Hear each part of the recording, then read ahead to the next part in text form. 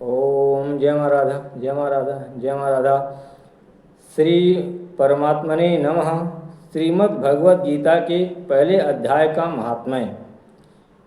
ओम नमः शिवाय। श्री पार्वती जी ने कहा, भगवान आप सब तत्वों के ज्ञाता हैं।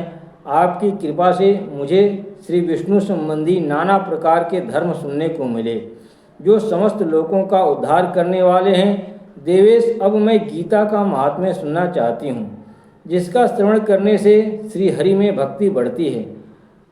श्री महादेव जी बोले, जिनका श्री विग्रह अलसी के फूल की भांति श्याम वर्ण का है, पक्षीराज गरुड़ ही जिनके वाहन हैं, जो अपनी महिमा से कभी च्युत नहीं होते तथा शेषनाग की शैया पर शयन करते हैं, उन भगवान महाविष्णु की हम उपासना करते हैं।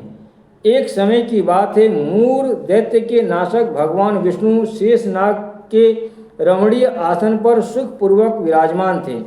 उस समय समस्त लोगों को आनंद देने वाली भगवती लक्ष्मी ने आदरपूर्वक प्रश्न किया। श्री लक्ष्मी जी ने पूछा, भगवान आप संपूर्ण जगत का पालन करते हुए भी अपने ऐश्वर्य के प्रति उदासीन से होकर जो इस क्षीर सागर में नींद ले रहे हैं, इसका क्या कारण है?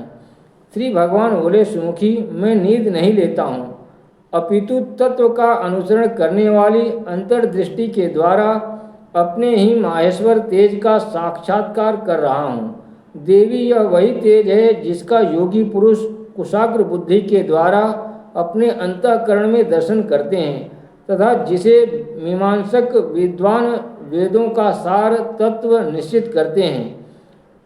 वह माहेश्वर तेज एक अजर प्रकाश स्वरूप आत्मरूप, रोग शोक से रहित अखंड आनंद का पुंज, निष्पंद, निरीह और द्वैत रहित है। इस जगत का जीवन उसी के अधीन है, मैं उसी का अनुभव करता हूँ।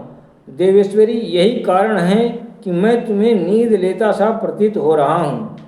श्री लक्ष्मी जी ने कहा, ऋषिकेश, आप ही योगी पुरुषों के ध्येय हैं। आपके अतिरिक्त भी कोई ध्यान करने योग्य तत्व है, यह जानकर मुझे बड़ा कौतूहल हो रहा है। इस चराचर जगत की सृष्टि और संहार करने वाले स्वयं आप ही हैं। आप सर्वसमर्थ हैं। इस प्रकार की स्थिति में होकर भी यदि आप उस परम तत्व से भिन्न हैं, तो मुझे उसका बोध कराइए। श्री भगवान बोले, प्रिय, आत्मा का स्वरूप द्वैत और अद्वैत से पृथक, भाव और अभाव से मुक्त तथा आदि और अंत से रहित है। शुद्ध ज्ञान के प्रकाश से उपलब्ध होने वाला तथा परमानंद स्वरूप होने के कारण एकमात्र सुंदर है। वही मेरा ईश्वरी रूप है। आत्मा का एकत्व ही सबके द्वारा जानने योग्य है।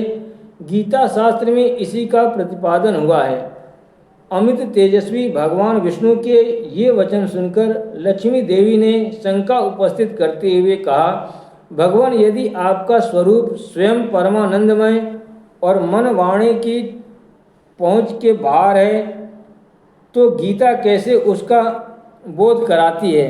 मेरे इस संदेह का आप निवारण कीजिए।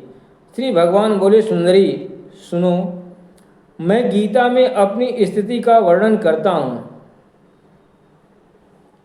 क्रमशः 5 अध्यायों को तुम 5 मुख जानो, 10 अध्यायों को 10 भुजाएं समझो और 1 अध्याय को उदर और 2 अध्यायों को दोनों चरण कमल जानो। इस प्रकार यह 18 अध्यायों की वांगमयी ईश्वरी मूर्ति ही समझनी चाहिए। यह ज्ञान मात्र से ही महान पातकों का नाश करने वाली है। जो उत्तम बुद्धि वाला पुरुष गीता के 1 या आधे अध्याय का अथवा 1 आधे या चौथाई श्लोक का भी प्रतिदिन अभ्यास करता है, वह सुशर्मा के समान मुक्त हो जाता है। श्री लक्ष्मी जी ने पूछा, देव, सुशर्मा कौन था, किस जाति का था और किस कारण से उसकी मुक्ति हुई? श्री भगवान बोले, प्रिय, सुशर्मा बड़ी खोटी बुद्धि का मनुष्य था। पापियों का तो वह शिरोमणि ही था। उसका जन्म वैदिक ज्ञान से शून्य एवं क्रूरतापूर्ण कर्म करने वाले ब्राह्मणों के कुल में हुआ था।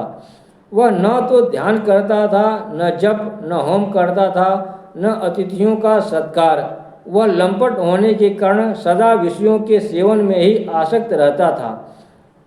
हल जोतता और पत्ते बेचकर जीविका चलाता था। उसे मदिरा पीने का व्यसन था तथा वह मांस भी खाया करता था। इस प्रकार उसने अपने जीवन का दीर्घ काल व्यतीत कर दिया। एक दिन मूढ़ बुद्धि सुशर्मा पत्ते लाने के लिए किसी ऋषि की वाटिका में घूम रहा था। इसी बीच में काल रूपधारी काले सांप ने उसे डस लिया। सुशर्मा की मृत्यु हो गई। तदनंतर वह अनेक नरकों में जा वहाँ की यातनाएं भोग कर मर्त्यलोक में लौट आया और वहाँ बोझ ढोने वाला बैल हुआ। उस समय किसी पंगु ने अपने जीवन को आराम से व्यतीत करने के लिए उसे खरीद लिया। बैल ने अपनी पीठ पर पंगु का भार ढोते हुए बड़े कष्ट से 7-8 वर्ष बिताए। एक दिन पंगु ने किसी ऊंचे स्थान पर बहुत देर तक बड़ी तेजी के साथ उस बैल को घुमाया। इससे वह थककर बड़े वेग से पृथ्वी पर गिरा और मूर्छित हो गया। उस समय वहाँ कुतूहलवश आकृष्ट हो बहुत से लोग एकत्रित हो गए। उस जन समुदाय में किसी पुण्यात्मा व्यक्ति ने उस बैल का कल्याण करने के लिए उसे अपना पुण्य दान किया। तत्पश्चात कुछ दूसरे लोगों ने भी अपने अपने पुण्यों को याद करके उन्हें उसके लिए दान किया। उस भीड़ में एक वैश्या भी खड़ी थी। उसे अपने पुण्य का पता नहीं था, तो भी उसने लोगों की देखा देखी उस बैल के लिए कुछ त्याग किया। तदनंतर यमराज के दूत उस मरे हुए प्राणी को पहले यमपुरी में ले गए। वहाँ यह विचार कर कि यह वैश्या के दिए हुए पुण्य से पुण्यवान हो गया है, उसे छोड़ दिया गया। फिर वह भूलोक में आकर उत्तम कुल और शील वाले ब्राह्मणों के घर में उत्पन्न हुआ। उस समय भी उसे अपने पूर्व जन्मों की बातों का स्मरण बना रहा। बहुत दिनों के बाद अपने अज्ञान को दूर करने वाले कल्याण तत्व का जिज्ञासु होकर वह उस वैश्या के पास गया और उसके दान की बात बतलाते हुए उसने पूछा, तुमने कौन सा पुण्य दान किया था? वैश्या ने उत्तर दिया, वह पिंजरे में बैठा हुआ तोता प्रतिदिन कुछ पढ़ता है, उससे मेरा अंतःकरण पवित्र हो गया है। उसी का पुण्य मैंने तुम्हारे लिए दान किया था। इसके बाद उन दोनों ने तोते से पूछा। तब उस तोते ने अपने पूर्व जन्म का स्मरण करके प्राचीन इतिहास कहना आरंभ किया। सुख बोला, पूर्व जन्म में मैं विद्वान होकर भी विद्वत्ता के अभिमान से मोहित रहता था। मेरा राग द्वेष इतना बढ़ गया था कि मैं गुणवान विद्वानों के प्रति भी ईर्ष्या भाव रखने लगा। फिर समयानुसार मेरी मृत्यु हो गई और अनेकों घृणित लोकों में भटकता फिरा। इसके बाद इस लोक में आया।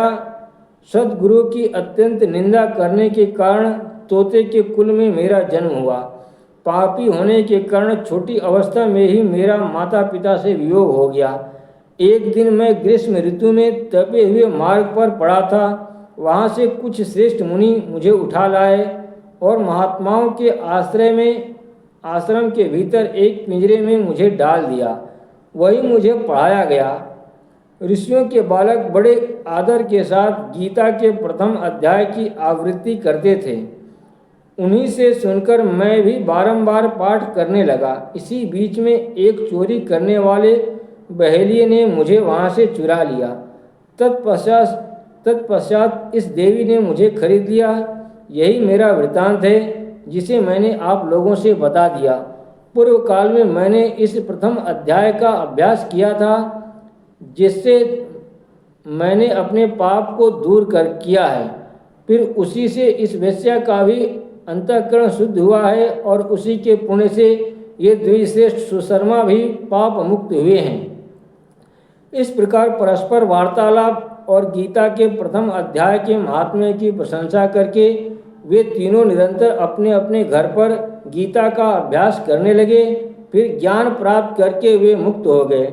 इसलिए जो गीता के प्रथम अध्याय को पढ़ता, सुनता तथा अभ्यास करता है, उसे इस भवसागर को पार करने में कोई कठिनाई नहीं होती। ओम नमः शिवाय। जय मां राधा, जय मां राधा, जय मां राधा।